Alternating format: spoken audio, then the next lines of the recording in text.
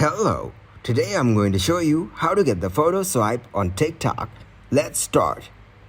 Open up the TikTok app. Click on the upload icon. To upload the photos, select the multiple photos from the gallery. Choose the random photos you like. Select more than 2 photos you like. You can select 9 photos or 10. Then press Next. Click on Next, then press to post. For confirmation, click on Post Video to post a video. You can see the video in which your photos are swiping.